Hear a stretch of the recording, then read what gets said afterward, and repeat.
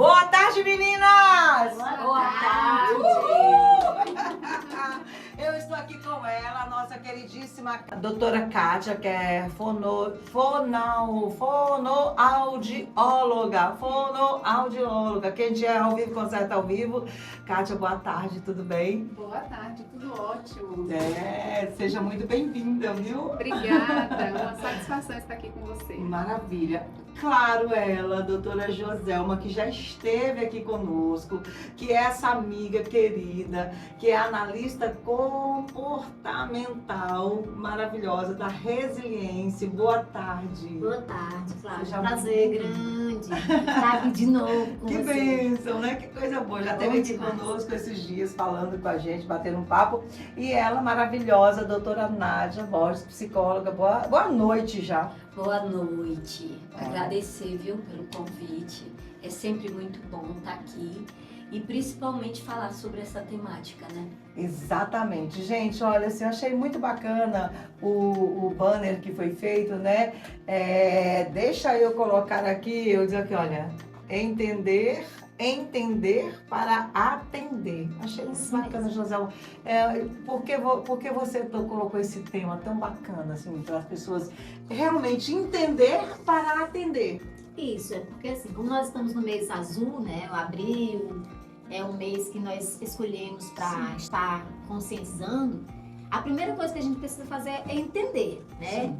Nós só podemos incluir alguém quando nós entendemos esse indivíduo, essa pessoa, e a gente tem essa capacidade de se colocar nesse lugar, né? Ter a empatia. Então, o primeiro passo é entender. Então, a nossa luta é essa, para que nós possamos E essa questão fazer entender. desse mês tão importante, né? Que é o Abril Azul. Fala pra gente desse mês. Ele O Abril abrange Azul. o tanto que, assim, para alguns parece até novidade. O que é isso mesmo? O que está acontecendo? Tem gente que ainda não entendeu o que Sim, é uma realidade, sim. não é? Fala pra gente. O mês de abril foi um mês, ao longo dos 12, que foi selecionado para se fazer uma conscientização mais potencializada, vamos dizer assim. Porque a conscientização são todos os dias, mas o mês de abril foi selecionado para a gente fazer essa coisa mais, mais intensa, mais efetiva, de ações, de palestras, de rodas de conversas. Então, o mês azul é um mês que acontece mais eventos nesse sentido.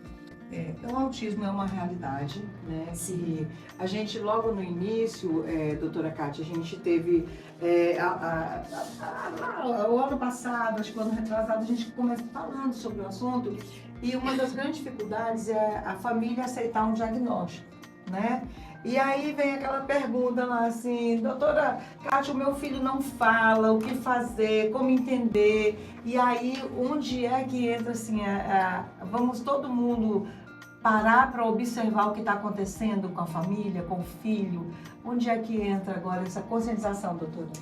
Então, o primeiro olhar dos pais diante as dificuldades é: o meu filho não está falando, e logo é sinalizado, vou procurar um fonoaudiólogo, né? Então, assim, o que é importante nós entendermos, né? Que existe uma sequência de aquisição da linguagem.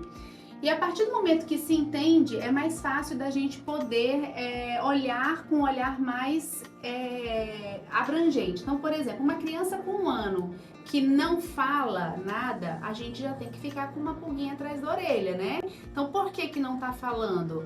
Né? E aí chega para o consultório da fonoaudiologia, querendo que a gente estimule a conversa. E aí é quando nós vamos explicar que precisa de uma avaliação mais abrangente, de outros profissionais, para que a gente possa ter um diagnóstico mais preciso, né? Muito bem. E realmente, as famílias têm dificuldade de observar isso? Elas têm dificuldade? Sim, as famílias têm dificuldade porque elas não são conhecedoras desses saberes, né? Que isso é um papel realmente nosso, das nossas áreas de atuação. Então, assim, o que é interessante? A primeiro olhar, muitas vezes, os pais levam para o pediatra. Então, o pediatra já detectar ali, olha, realmente o seu filho não está fazendo um contato visual, realmente ele está com movimentos estereotipados, né, ele não está falando, eu acho que é importante você se direcionar para uma equipe multiprofissional. E aí é quando chega pra gente, né, pro fono, e a gente vai explicar para esses pais que o mais importante dessa criança é ele aprender a se comunicar. Não necessariamente verbalmente, claro que nós queremos isso, Sim. mas se comunicar, se fazer entender, que seja através de gestos e uma infinidade de outros métodos. Até porque muitas mães vão trabalhar, os filhos ficam com os avós, com as avós, e às vezes, né, pela própria idade, não tem essa percepção. Então, qualquer pessoa que estiver nos ouvindo agora, você mesmo que é tia, que é amiga, que viu isso, quanto mais cedo esse diagnóstico, não é, doutora Joselma, mais avanço se tem, não é isso? Com certeza. O item precocidade é um item definidor. Então, quanto mais precoce for esse diagnóstico, mais rápidos são os quadros evolutivos dessa criança, porque nós temos a habilidade de certa forma, acompanhar esse neurodesenvolvimento dessa criança e isso vai levar a avanços extremamente significativos para ela. Então, o ato de ser precoce, por isso a gente fica nessa luta, ele é um definidor de águas mesmo, é um divisor de águas na vida dessa criança. E é isso que nós estamos fazendo aqui no programa, viu, ouvintes queridos que estão aqui, você que está dando carona pra gente, que está no carro, que está encerrando a sua semana aí, amanhã talvez não é um dia útil para você de trabalho, você está acompanhando aqui profissionais de excelência da Clínica Resiliência, que se dispuseram a estar aqui nesse mês de abril, conscientizando. E aí, doutora Nádia, quando você recebe uma família que acabou de receber esse laudo de TEA, que tem o primeiro impacto, qual é a conduta? O que fazer? Bem, a primeira coisa é ouvi-los, né? Porque eles vêm carregados de dúvidas, de angústias, de desespero. E não é raro os pais chegarem e dizer, eu não sei o que fazer.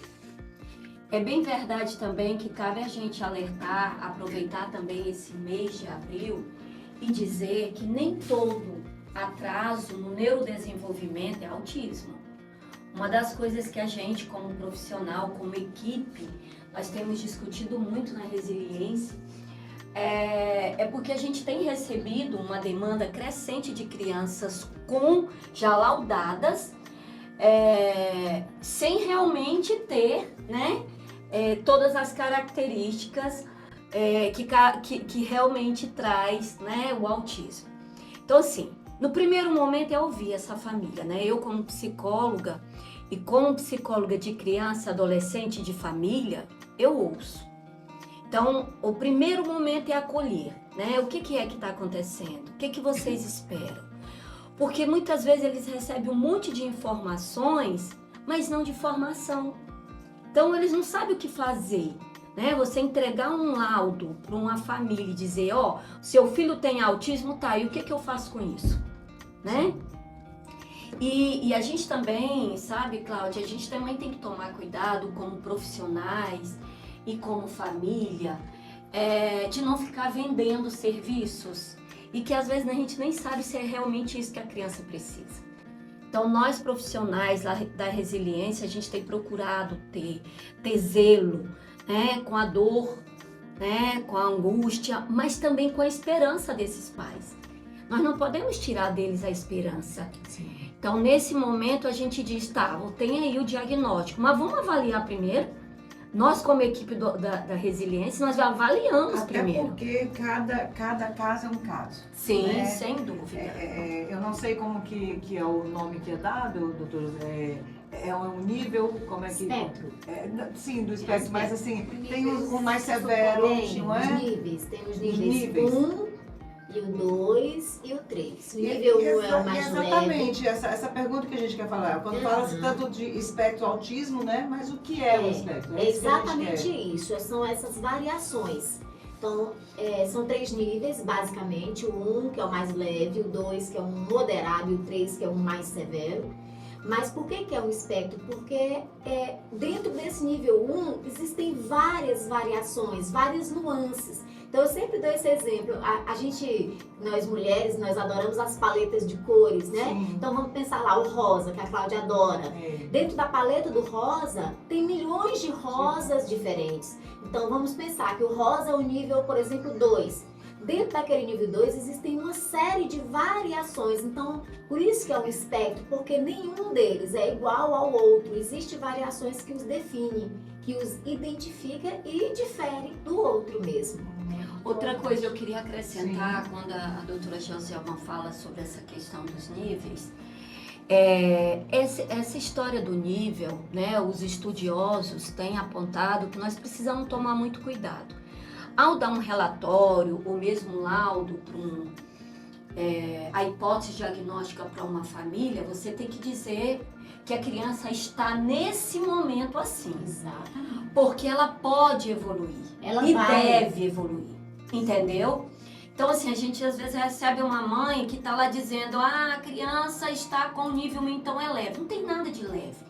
É diferente, mas vai exigir também, então eu posso deixar para intervir mais tarde? Pelo contrário, porque mesmo nível 1, se não intervir de acordo com as exigências, né, do desenvolvimento, vai exigindo também mais habilidade dessa criança. Então, quando nós falamos de intervenção precoce, é para que a gente dê a chance da criança de alcançar todo esse potencial. Então, chegou com nível 3, o profissional, seja na área de neuro, da psiquiatria, diz que ele tem um nível grave, né? Doutor, o que agora eu vou fazer? Meu filho está condenado, minha filha está condenada? Não! Inclusive, eu até fiz um vídeo, né? Foi postado até hoje nas nossas redes sociais lá na Resiliência, falando exatamente sobre isso. O que define o nível não é um nível definitivo. O espectro, ele passeia nesses níveis. Então, assim, o que vai definir se ele vai realmente ficar no nível 1 ou no nível 2 ou no nível 3 é a intensidade das terapias. Então, exatamente. Então, se essa criança... o acompanhamento. E a qualidade. Então, a qualidade e a intensidade vai tirar ele de determinados níveis e vai fazer com que ele tenha essa ampliação de qualidade de vida, porque ele vai evoluir. Então, o nível, ele não é um nível definido, ele é um nível móvel, ele é volúvel. Ele passeia dentro do espectro. Ele não vai sair do espectro, mas ele vai mudar de nível, vai melhorar a qualidade de vida. Eu já ouvi algumas vezes, doutora Cátia, as pessoas falam assim, não verbal. A gente ouve muito isso, não verbal. Então, é onde a gente vê a mãe mais angustiada, né? Que é aquela questão, não falou muito cedo, está demorando. É algum sinal que os pais possam observar como um sinal preocupante no critério comunicação? Qual é o sinal na questão da comunicação dessa criança? A primeira comunicação da criança, né, vamos voltar um pouquinho assim, a primeira comunicação do ser humano é o choro. Então, todos choram para dizer o que está sentindo, né? A partir desse momento, e junto com ele, vem o contato visual.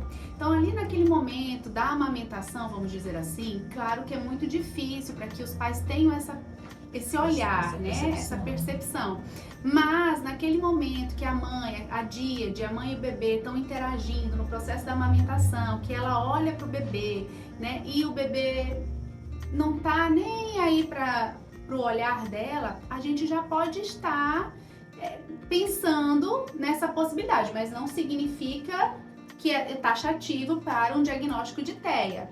Né? Então, assim, o primeiro olhar mesmo é esse contato visual, é esse primeiro sinal. E junto com ele ali, quando a criança está nos seus 6 meses de vida, né, que começam aquelas estereotipias, né, que às vezes é confundida com os balbucios da criança, porque tem as estereotipias vocais, né?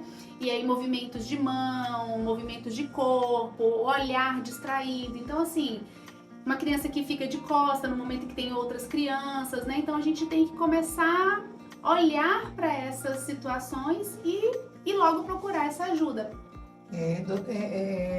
A gente está com uma equipe de excelência, a equipe da Resiliência, uma equipe que nós comemoramos juntos agora 10 anos. E assim, eu fico muito feliz. Nós estamos aqui com o ouro puro aqui reunido nessa sala hoje. Mas a gente tem que falar da realidade, doutora Joselma, do dia a dia de todo mundo. Sim. E quando ela estava falando aqui de observar, até na amamentação, a criança que está de costas, Eu fiquei arrepiada aqui agora, sabe, doutora Kátia? Porque o que a gente observa? Que os próprios pais estão distraídos. Existe uma ferramenta muito importante que é o celular, mas que tem roubado essa percepção de família e essa percepção de filhos que estão sendo criados por um aparelho de celular. Não, fica quieto aí que a mamãe está ocupada. Então, assim, se eu estiver enganada, não tem problema de vocês me corrigirem ao vivo aqui, dizer, não, Cláudia, não é bem assim. Mas vocês que estão lidando com isso diariamente, existe essa questão de, infelizmente, os pais não perceberem porque também estão despercebidos? Na verdade, só para complementar o que eu falei, na verdade não são nem as crianças que estão dando as costas, né? São os pais, assim, de um modo bem real do que acontece, né? Ou então delegando a sua função de pai e mãe para outras pessoas.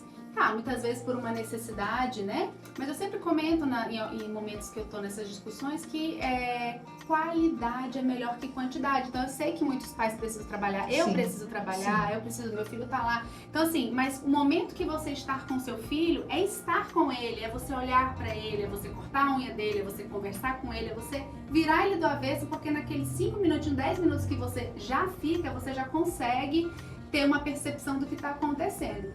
Então, de fato, as telas têm sido as babás dos nossos filhos, de um modo geral, e isso realmente é muito preocupante. E aproveitando, o que acontece? Nós tivemos aí a pandemia. Então, nós recebemos lá na Resiliência, vem muito para a fone em primeiro lugar, crianças com laudo de TEA, né? E que, como nós, enquanto equipe, o que a gente fala? Vamos observar, vamos começar a estimular e que, com o passar do tempo, a gente percebeu ali, em passar do tempo, assim, de 4, 6 meses de terapia, que não era TEA, que era realmente uma questão mesmo ambiental. Porque, veja só, nós, na época da pandemia, nós ficamos reclusos mesmo. E os nossos filhos mais ainda, porque eles dependem de nós para sair, né? Então, a gente percebeu que isso trouxe muitos diagnósticos equivocados. Doutora Nádia, assim, qual o real papel do psicólogo nessa questão desse diagnóstico de uma família que recebe, que é essa percepção? É verdadeiramente um diagnóstico de TEA, é isso mesmo? Ou é essa falta de entendimento, de perceber que o filho está precisando de você, né? A questão, quando a gente trabalha com a família, a gente precisa entender essa dinâmica, né? Qual é realmente o objetivo? Tanto quando a gente vai orientar a família em relação às telas, fica parecendo que agora a criança não pode fazer outra coisa a não ser assistir. E eu vou fazer o quê? E eu vou fazer as coisas de casa como se ele não ficar no tablet? E o vício tá tão grande e tá levando essas crianças o papel nosso como, né, do profissional em psicologia, do analista do comportamento, né, das intervenções, é trabalhar as habilidades sociais, é trabalhar com essa capacidade da família também interagir. Não é só a criança que está com dificuldade de prejuízo nas habilidades sociais. Muitos, como a Kátia falou, quando a gente começa a trabalhar com essa família, a criança melhora, porque ela acha que não existe outra forma. Eu não tenho tempo. Eu disse, quando é que você vai ter, né? E aí, é tão importante esse trabalho com a família, porque a família começa a melhorar para depois os filhos começarem a avançar. Eles têm que ter consciência que esse trabalho não é da fono, não é só da analista, não é da psicóloga, não é da auxiliar terapêutico. É principalmente deles. Afinal de contas, eles passam com a gente 1 hora por dia e com as famílias às 23, né? Às 23 horas. E assim, já tem estudos desenvolvidos com essa questão do uso dos aparelhos eletrônicos, celulares, tablets, enfim. Já existem estudos dizendo sobre até habilidades e capacidades que muito posteriormente vão sumir, como a atenção, né?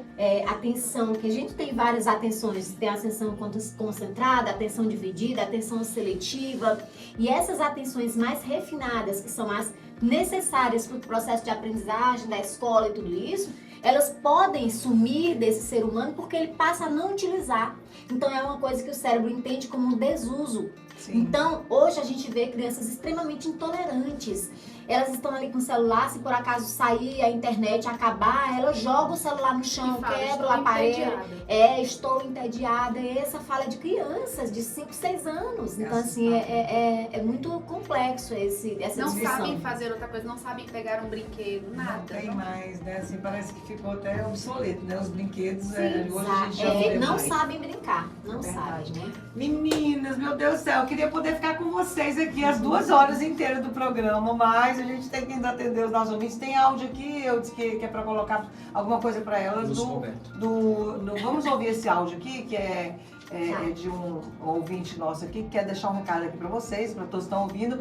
Gente, a gente vai poder trazer essa equipe outra vez, porque elas são disponíveis. Inclusive, a doutora Joselma me falou que se você que está ouvindo, pastor, você que é de alguma igreja, que precisar dessa equipe para trazer um esclarecimento na igreja, porque assim, a palavra de Deus fala que a gente perece por falta de conhecimento.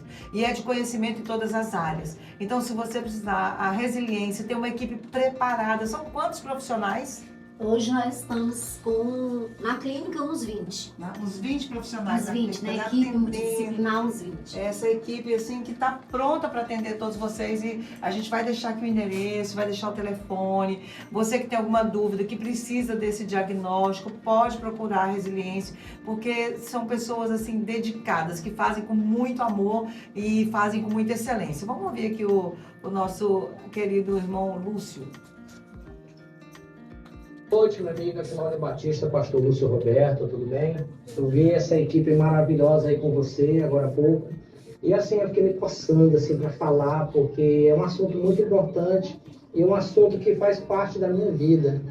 Porque a doutora está conversando sobre tudo isso aí, isso é meu dia a dia. A minha filha, ela é autista e a gente reaprendeu muitas coisas com ela. A gente reaprendeu realmente o que é ser pai, o que é amar, o que é ter empatia com as pessoas, o que é ter paciência. E no início foi muito difícil, foi um baque muito grande. Nós descobrimos quando ela tinha chegando próximo de 1 aninho de idade, que ela tinha todos esses sintomas que a doutora falou aí. Não olhava direto nos olhos, começava a rodar no cantinho só, pular na pontinha do pé. E aí a minha esposa, com um olhar meio clínico, um olhar de mãe, já descobriu logo e diz: amor, vamos cuidar de correr atrás. Mas graças a Deus ela já foi laudada pela neuropediatra e assim, ela tem tido um crescimento muito grande através das terapias, como a doutora falou. O aceitar é o primeiro passo. Entender que seu filho está naquela condição de autismo é o mais importante. Hoje eu digo que eu sou, apesar de todas as dificuldades, eu sou um homem muito realizado, sou feliz. Ali a minha criptonita, meu ponto fraco, e assim a gente tem entendido que, acima de tudo, você aprende a amar novamente. E esse sentimento tem que ser recíproco para todos os pais que estão passando por isso. A mãe tem que ser muito ouvida, o pai tem que ser entendido, que são pessoas que se doam demais. São pessoas que se entregam por completo, abandonam o emprego, abandonam muitas coisas. E assim, eu vejo minha esposa como uma guerreira, porque ela largou tudo. É necessário uma entrega total. Não sei se meu áudio vai ser falado por completo, mas eu precisava desabafar isso. Glória, glória, glória. Beijo, pastor Lúcio Roberto. É tudo que a gente está falando, né? E é uma realidade. Isso mesmo. Brilhantemente. E Parabéns ao pastor Lúcio. E o depoimento dele vai servir, né, para outros pais. Porque o autismo, ele não escolhe classe social, né, e nem etnias. Então, o autismo pode atingir qualquer família. Qualquer família. Nós temos mais um áudio aqui, para já a gente liberar uma música aqui, tá, Eudes? Porque eu quero terminar esse programa hoje feliz demais, agradecendo esse mês de abril tão abençoado já na nossa vida. Estamos aqui para contribuir. E é isso, gente. Vamos aqui ouvir. Cláudia, que palestra maravilhosa, que tema importante, doutora, você trouxe hoje com essas profissionais tão maravilhosa. Sou professora e isso me assoma muito nessa questão, do autismo. É isso, gente. A gente queria colocar mais áudios aqui, mas o nosso tempo esgotado, né? Porque a gente tem o intervalo, tem os nossos patrocinadores, tem sorteio ainda hoje. Quero agradecer de todo o meu coração, doutora Cátia, muito obrigado. Doutora Joselma, muito obrigada. Vocês sabem que vocês moram no meu coração. Doutora Nádia, obrigada, viu? Você tá gata demais. Essas meninas estão lindas. Vou colocar a foto delas aqui para vocês. Esse programa é realmente de muita excelência. Vocês abrilhantaram essa sexta-feira, viu? De forma gloriosa. Muito obrigado. Obrigado, viu, Pastor Lúcio? Foi maravilhoso. Obrigada, Piedade. Fala que vai pro YouTube. Ah, gente, aqui o Wanderson tá aqui, vai pro YouTube. Hoje eu tô precisando da fonoaudióloga. Vai pro YouTube. Hoje fica todo mundo ligado aí, tá bom? Que o Wanderson vai preparar aí tudo bacaníssima. Pra você que não teve como ouvir na íntegra, saber o que tava acontecendo, a gente coloca lá o banner pra vocês conhecerem as nossas doutoras que estão aqui, da Clínica Resiliência, profissionais de excelência e estão aqui pra somar. Então é isso aí. Cadê a nossa música? Agora a gente vai de música, né, Wanderson? Obrigada, pode colocar Cláudia, no YouTube a gente aí, obrigada, feliz também. Obrigada, Cláudia, pela Eu que oportunidade. agradeço, viu? gente. Estamos É bom disponíveis sempre que você precisar. Tá vendo líderes aí das congregações, pastores, se precisar dessa turma, elas estão prontas para falar, porque elas amam o que fazem, né? Com Cadê? certeza. Coloca a música aqui para nós, bora. Eu tenho que sair daqui? Como é que vai? Já tá? Já tá. Se for também. Vai.